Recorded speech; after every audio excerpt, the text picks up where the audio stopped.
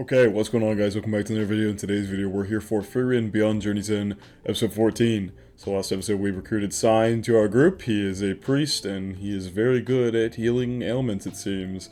I'm not sure what other abilities he has, as we haven't heard much about what they can do in this magical world. But I'm excited to see, because he's obviously very strong, and so he's now a part of our group. We'll see how this all goes as we travel with him forward as he looks for his friend who went out on an adventure, who was supposed to return after 3 years, but it has now been 10, and he is still not returned yet. So he thinks that his friend is dead, but we managed to convince him to join us to go look for him anyway. So we'll see how we progress with him on our team as we continue our journey towards heaven. I have no idea where we're going to go from here, but I'm excited to find out. So without further ado, let's hop straight into Frieren Beyond Journey's End, episode 14. 29 years after the death of Hemo the Hero in the Rad region, located in the northern lands. Interesting. I'm sure that's like some German word with the way it's spelled R-A-A-D, but just the Rad region. I love how Sign is just like towering over all of them.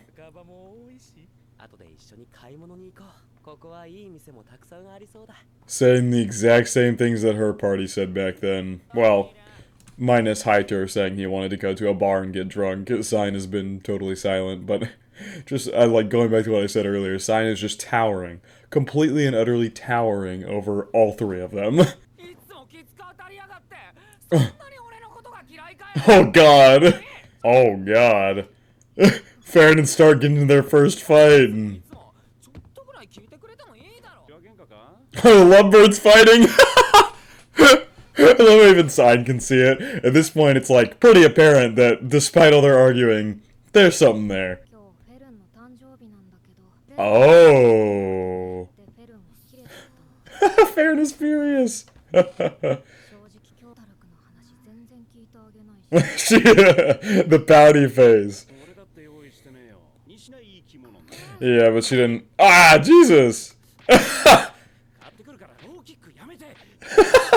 was gonna say maybe she didn't care because Sign hasn't been with him that long, and she cares more about Stark getting her a present, but she seems upset at him too.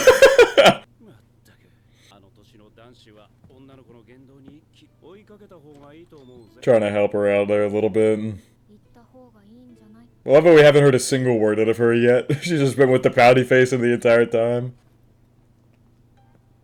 To be fair, all of them said that she didn't listen to Stark, so I wonder what exactly Stark said, or like if he had a perfectly reasonable reason for not getting her a gift, and she just wasn't having it, or what, because she obviously got him a gift on his birthday, so I can understand why she's upset if he didn't get her one for her birthday, but as he said you never listened to me, so I'm assuming there's some reason that he hadn't gotten her a gift yet.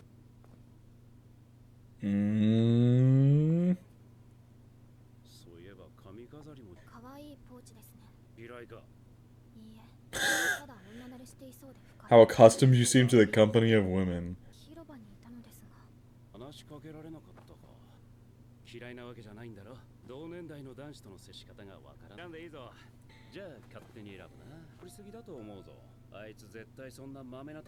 Yeah, he's not that conceited. Exactly. That's exactly the case. It's not that he doesn't want to get you a gift, necessarily. It's that birthdays are just not something he's accustomed to growing up with. So, that makes total sense. Like, it's a perfectly reasonable reason, in the fact that he never grew up celebrating his birthday. Only recently was he first introduced to the idea that people get gifts on birthdays. And so it's not totally unreasonable to assume that he's naturally going to forget every now and then that somebody's birthday is coming up. Because it's just something he never did in his entire life up until this point. So, like, you just gotta give him a chance. Maybe tell him, hey, it's my birthday today, and then he can go out and buy you something. But, like, I can understand both sides. Because, like, Frieren got him a gift, so she wants him to get her a gift. But on the same coin, I can also see Stark's side. They both have ample reason to be upset here.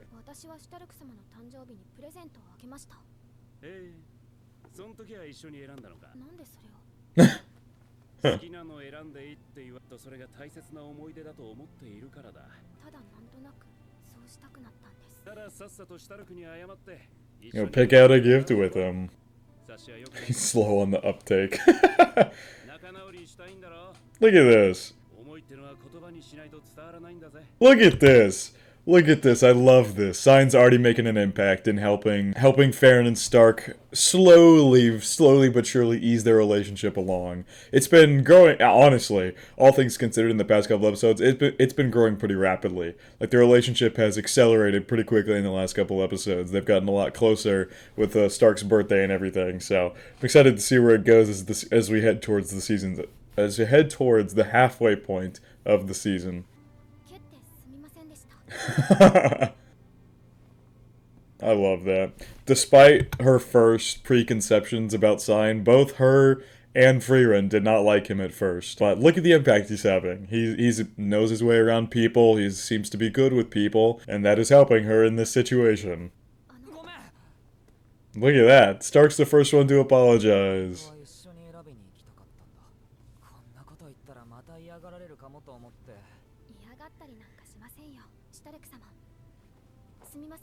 Aww. It's fine. I'm used to it. I love this beautiful soundtrack they have going in the background too. It really fits the scene. Oh, I love this. I've been waiting for some good old Frieren and Stark development. I mean, from the beginning you could tell they were probably going to end up being a thing, but it's been a very slow burning relationship up until this point. Oh, look at them. What is she doing on the roof? Girl, what are you doing up there? Oh, and Sign's just up there too.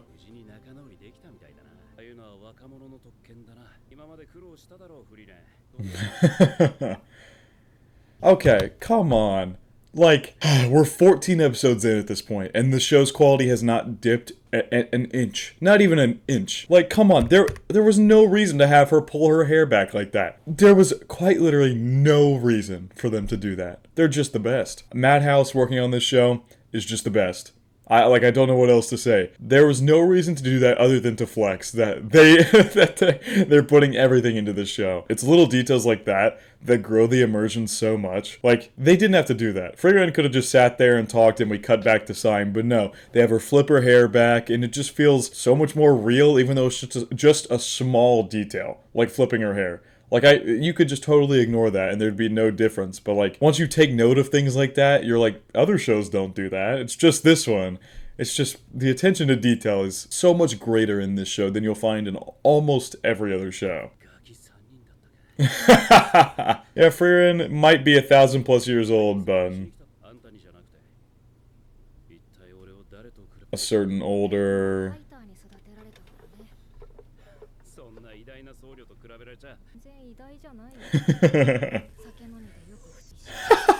He was doing that in episode 2 as well. Whenever Frieren was there and like spending the night, she spent like those several months there, years, or however long she was there. Every time they would show them eating a meal together, Haiter was always dumping his food on Frieren's plate because he didn't want to eat it.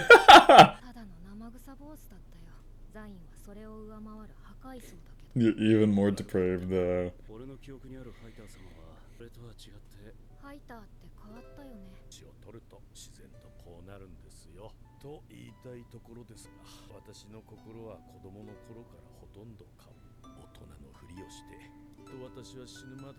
I think that's the case for a lot of people, honestly. I feel like everybody still has a child in them at heart, but they just pretend to be an adult to continue to make it in the adult world. I feel like that's the case for a lot of people, if not all people. Aww, little baby Frieren.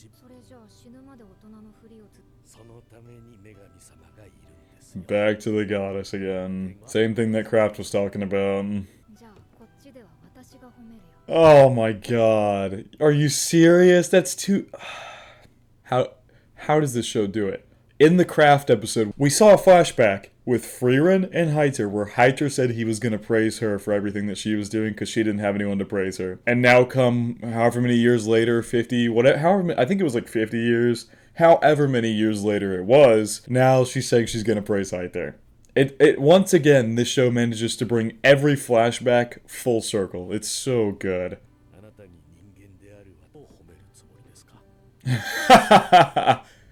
No, she's patting his head the way he would pat her head. Oh my god. Stop! It's gonna be one of those episodes, man, where like every storyline is somehow perfect. This somehow perfectly ties back. Perfectly ties back. Because in the first episode, whenever she was crying about Himel's death, he patted her head. In every other instance, he pats her head. Like, and now she's patting his head, talking about praising him in the same way that he said he would praise her. That's so perfect. That is just so good. Look at that little smile on her face. I'll speak with the goddess for you.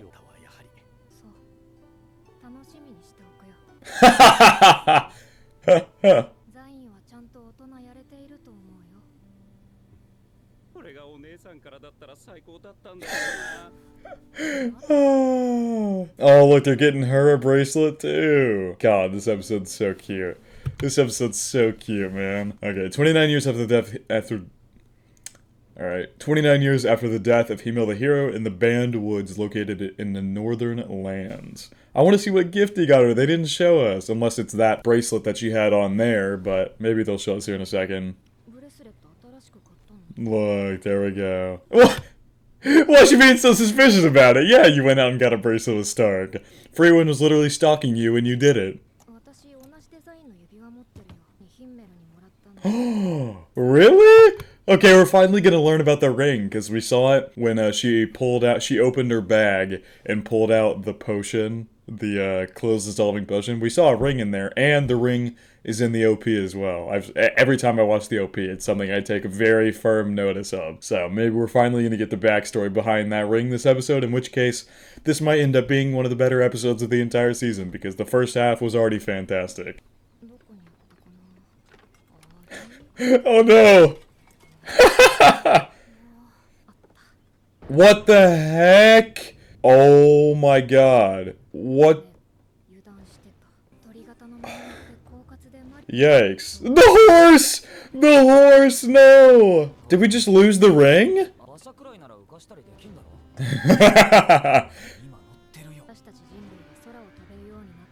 Oh god. Okay, yeah, it makes sense.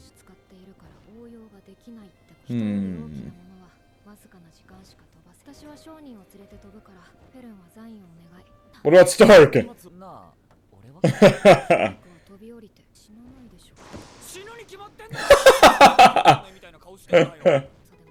Oh god, Hyter barely making it down.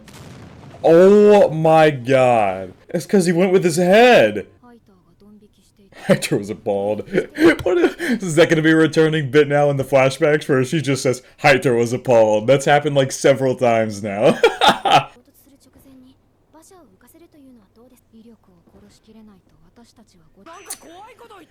Yeah, that's a little terrifying. Oh god. Jesus, the animation! Out Frieren goes. Woo, okay! Well, this is a... Everybody's face there is so funny. Well, they survived. Oh god, Stark! Time to rebuild the carriage now. Oh no, the ring's probably gone, isn't it? No, I wanted to get the backstory on the ring. Don't make it go missing.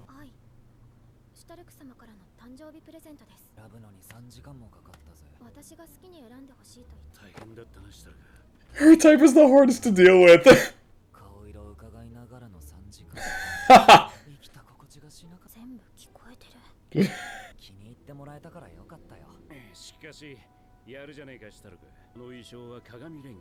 As a mirrored lotus.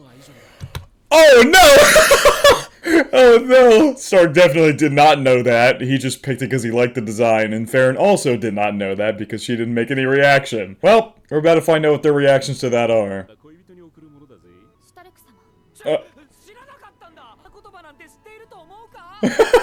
Oh no! Ooh. No. Of course not. This is just Frierin's way of being embarrassed, honestly, I feel. She just gets, like, super stern to put on a front, but I feel like she's actually, underneath the exterior, is embarrassed, because she didn't know that either. The little hand. Ooh. Just bopped it on the forehead. We eating good tonight, yeah. Oh my god, what is this sleeping arrangement? How does it... How does it even happen? She's perfectly laid out straight. There's not a single bend in her body, but she's somehow perfectly laid out straight over Frieren. And how is Frieren sleeping like that? That's gotta be hot as hell with another person directly on top of you. Oh, out she goes. I love this soundtrack. I feel like they played it a couple times now. It is really good. Oh, she's looking for the ring. All I need to see was that right there to know she's looking for the ring every night. Got it.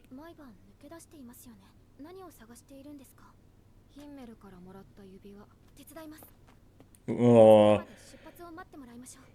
Look at Frieren immediately going to help her.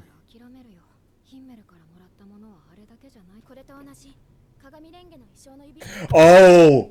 That's perfect. Come on. That didn't even click in my head. I can't believe that didn't click in my head. Yeah, she literally said it was the same design as Frieren's, and now we find out that Frieren's means eternal love, and we find out that Himmel gave that ring to her. You put the two together, I'm sure Himmel knew the language of the flowers when he was giving that to her, and he knew exactly what it meant.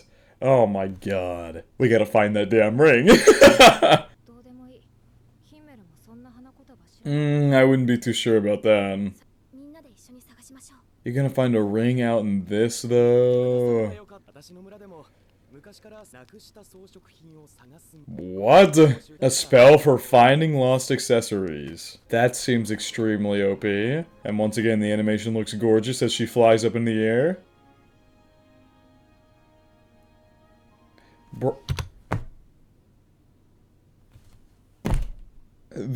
There's not even any need for how good this looks. There's just not. But god damn it, do I love me some animation eye candy. This isn't even like an intense fight scene either. It's just, she just flew up in the air and it looks gorgeous.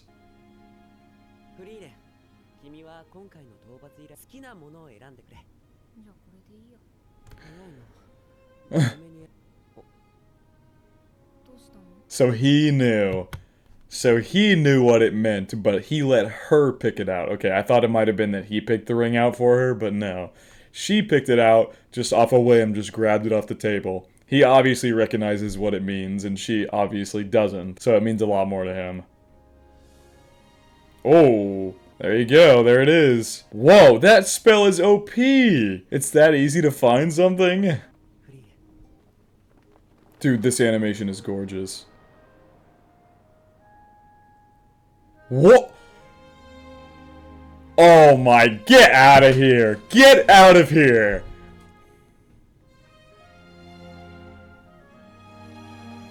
Oh my god. Himmel really loved her.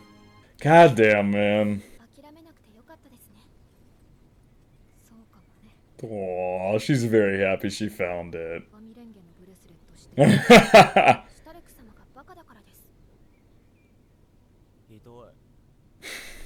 Such a good episode. Such a good episode.